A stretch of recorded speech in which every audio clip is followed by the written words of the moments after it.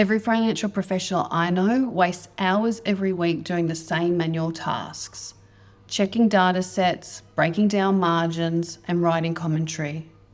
I'm going to show you 7 prompts that you can use and do all this in minutes with Claude in Excel. This is real finance data with real outputs, and you can copy every prompt. The link is in the description below. I'm a CPA. I've spent 20 years in commercial finance and FP&A before I started teaching this. So these aren't generic AI prompts. They're actual prompts I use in my job to get jobs done quickly and efficiently with Claude in Excel. Now, a very important note before we start, this is synthetic data. It's realistic and based on financial data, but it's not from an actual company. I've made up this data set based on a food manufacturer. I'll come to why this matters later, but for now, just never copy confidential data into any public AI tool. Always ensure that it's within your company's IT ecosystem. Here's the file we're using. We've got a sales table. It actually has 2 years of sales data. There's about 10,000 transactions. And this type of data shapes a lot of FP&A work people use every day. Now I've got Claude here open in the Excel sidebar. If you don't have this add-in, you can upload the data into the Claude app and run the identical prompts. So prompt 1 is based on looking at your data before you do anything, so you actually understand the data set that you're working with. So I'm going to copy and paste the prompt in. And we're asking Claude to act as an FP&A analyst. We've opened this data set with 2 years of transactions, explaining the tables that we're using. We've got the budget, the customers, the products, and the calendar. We're asking Claude to summarise the structure and give us some insights into what we're actually working with. So we'll press run.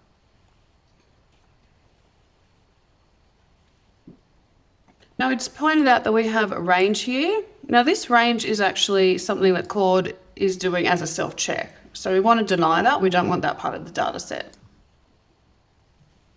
Okay, now you can see it's coming up with our workbook structure. It's looking at the tables. It's given us a summary of the workbook structure. This is a transaction table, so there's 1 invoice per line. It's also explaining that we have measures, which are calculated columns. So we have our sales, our revenue, and our forecast, which you can see here. It then goes into explaining the budget and introducing our dimensions table. I won't read everything out here. It's giving us a summary of what we're looking at. It's also telling us where our joins are. So if we're going to create a star schema with our data, it's explaining how we would do that, which is really useful. Now what's great here is it's giving 3 things that it investigate. It's asking if we want to look at the actual versus budget alignment, because we have our actuals, which of course are daily because of our sales, but like in most companies, our budget is monthly. So it's asking if we want to do an analysis into if our variances actually match. We won't do that now. I know that they do, but this is a great little prompt to make sure your data is working in your file. It's also telling us that our periods about budgets and actuals aren't aligning. Again, this won't matter because this is just a dummy data set. But obviously, if you're working in a real company, you'd be prompted here to go back to get your 2024 budget so you can do variance analysis. And it's also prompting us to look at some data integrity issues. We're not going to run these now because I know that the synthetic data is actually correct, but these are great prompts that Claude has given to make sure that you know what you're working with is accurate. So there you have it. So that's our prompt 1, looking at the data we're using. Now we're going to go into prompt 2. This is basically find me where the money is. Look at our gross margin. So calculate gross margin in dollars and as a percentage by channel, which as you can see is one of the dimensions of our customers. So we're really wanting to dig into that. So we're asking it to look into our gross margin and show me where I'm making money and where I'm losing it. So we'll hit run. So Claude is actually going to build a margin analysis sheet. And look, in your company, you might have this already set up as a template. So you might have these calculations already. So what you might get Claude to do is run this analysis on your calculated sheet, give you insight or commentary into what's actually happening. But in this case, we don't have it. So Claude is actually creating this for us. Now again, Claude has asked if we want to put that range in that are calculated as a check. So we'll press deny, so it's not part of the analysis. Okay, wow. So I've sped the video up because this comprehensive analysis actually took a couple of minutes for Claude to come up with. So from our raw data, Claude has created this gross margin analysis table, which is fantastic. Now it's also color coded what we've asked for. We wanted to know about channel. It's shown us that the gross margin is highest in grocery. It's highlighted that, and it's given all our key drivers in creating that measure. It's also given us our product category, our level 1. And as you can see, our frozen here is highest, and then prepared is next highest in gross margin percentage. I also love that down here it's given us a reconciliation check. So if you wanted to make sure that the data was all included, mapping to the sales table, it's all there. So Claude has actually put in checks and balances to make sure its own analysis is correct, which is amazing. Now over here, if we scroll through the output, Claude has actually given us some commentary. So like we discovered in the graph, our grocery is highest, just 21%. It's also telling us retail is the biggest contribution by gross margin. So our retail, there you go. So Claude has not only just given you a fantastic visual table, it's also given you your commentary that you can use in your management packs, which can save a ton of time every week or every month. Another massive drain on our time as financial professionals is our budget commentary, actuals to budget. So our next prompt is going to ask Claude to compare our FY26 actuals, net sales, to the budget, broken down by channel, show actual budget variance and variance percentage, and then write 3 short paragraphs for board-ready commentary. So something we could use in our reports. So I hit run. So as you can see, it's doing time intelligence. It's making sure that the actuals and the budget for the time periods are actually aligning. All right, so now Claude has created our net sales actuals versus budget table by channel. It's showing us, again, color-coded, that retail beat budget by the biggest positive variance. Now, one thing I do want to point out here is it's fantastic that what Claude does, it doesn't just do analysis and give you the values. It's actually got the formulas written for you. Now, this is really important because as AI develops, as Excel users and financial professionals, we don't lose those underlying skills. So I just want to point out that it's fantastic that at any point you can go and check the formulas that Claude has used. And in fact, you can use these files again if you ever need to reapply this analysis onto actual data. And here's our budget commentary, just as we asked. It's giving an overview of net sales versus budget by channel. So it's just giving you commentary about these numbers. Then here it's also giving us drivers to look at. As we can see, retail contributed the most to the gross margin, while the other two actually lost money. So this is of real concern and really needs to be looked at by the company and the operations. And again, it's going further. Now, what Claude has actually done in the commentary about the risk is bringing in both the net sales and our margin analysis up here, which is amazing. So it's actually, remember what it's done up here. So it's actually saying the retail contribution to revenue was 38% of the entire revenue, and grocery fell to 25%. It's mentioning that the margin that these contribute makes a big risk in the company. So retail with the lower margin is actually growing in revenue, while grocery at the higher margin is falling in the mix.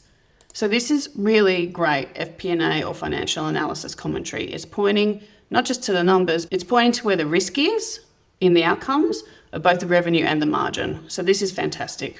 All right, our next prompt is about our concentration risk. It's looking at what our customer concentration is. So the prompt says, what's my customer concentration? Show me the top customers by share of total net sales, the share held by the top 5, and flag any single customer revenue risk I should be aware of. So I'll run that. We'll deny that range that's put in as a check. Right, so Claude has given us our customer concentration. These are our customers from our sales table, and it's showing the share of the revenue contributing to each customer. It's really great visual. It's showing our top 5 highlighted. It's also giving the percentage bars to highlight where the concentration is. Now, the best bit down here is it's giving an overall view. So this is a really great check to do for your customer base. Prompt 5 is about trends, and we would use this trend as an add-on for time series analysis. So the prompt says, show me total net sales by month across both years. Call out the overall trend, any seasonality, and any months that look unusual. So we'll just move this up so we can see the results, and I'll press go.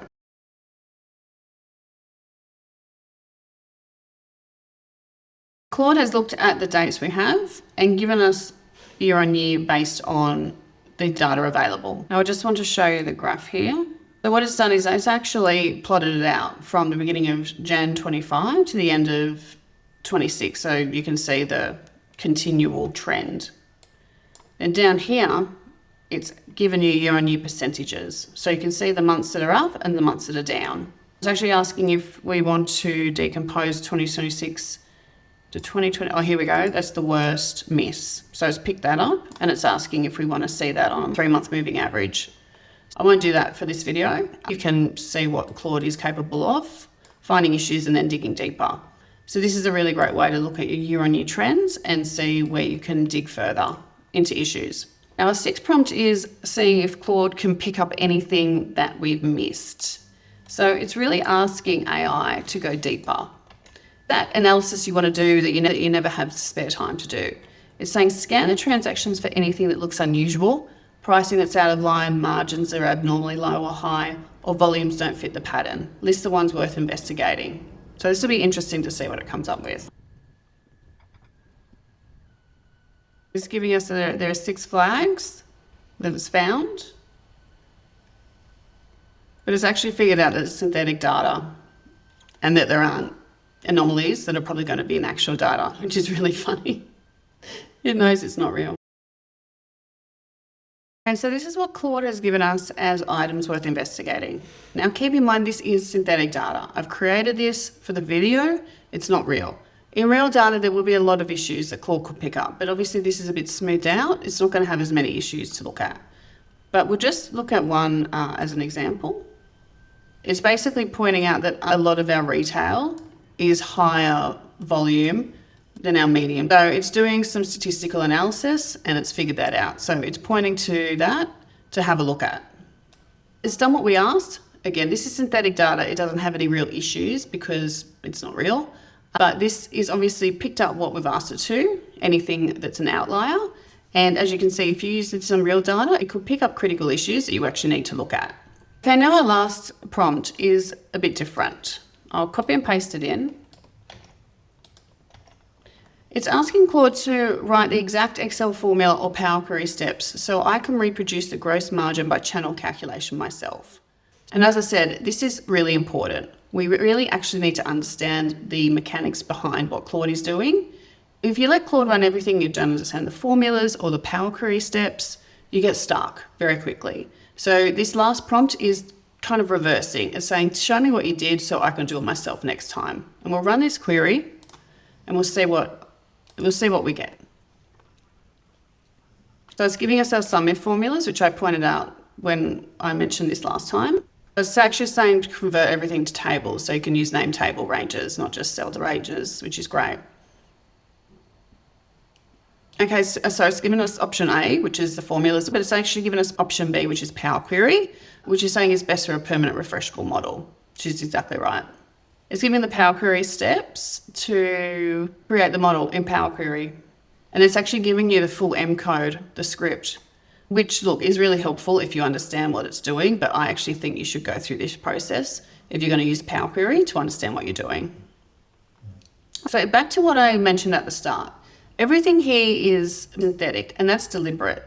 The moment you point an AI tool at your employer's real numbers, the main problem is confidentiality. The other thing is built spreadsheets such as templates can manipulate what AI does. And those two things are to be very wary about. They can create inaccurate results, which can harm your reputation as a financial professional. So the workflow is this: build your skills on synthetic data, then apply your judgment at work very carefully. That's how you stay in front of using Claude and AI in your work without putting your job or your employer's data at risk. So there you have it, 7 prompts. Firstly, to orient yourself in the data, find the margin, write the commentary, flag the risk, spot the trend, spot any outliers, and then make it reusable ongoing. I put everything in a downloadable document in the description. If this is useful, subscribe.